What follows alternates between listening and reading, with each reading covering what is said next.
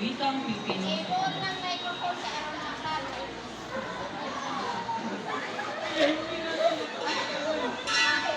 Ang wikang Pilipino sa pambansang pagpapaulan.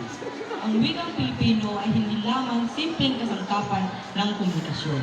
Ito rin ay salamin ng ating pagkikinaglan bilang isang bansa. Sa bawat salitang ating binibigkas sa sariling wika, na ipapakita natin ang ating pagkakaisa, kultura at pananaw. Ngunit, paano nga ba nakakatulong ang ating Pilipino sa ikakaunlad ng ating bayan?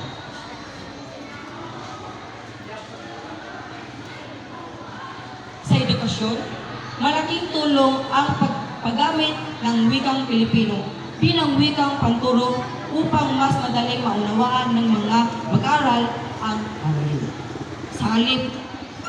Sa halip ng mga sa banyagang salita, mas lumalalim ang pagkatuto kapag sariling wika ang ginamit.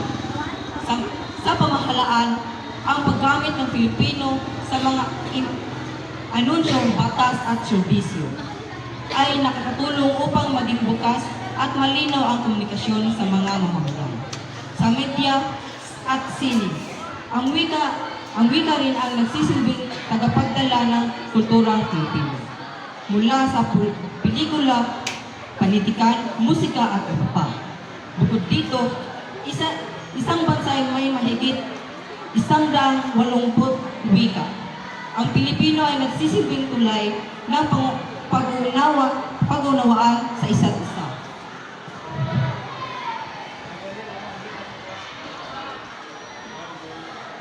Isa itong simbolo ng pagkakaisa.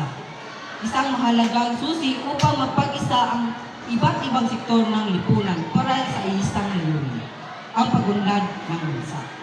Sa kabuuan, ang wikang Pilipino ay hindi maliitin o isatabi.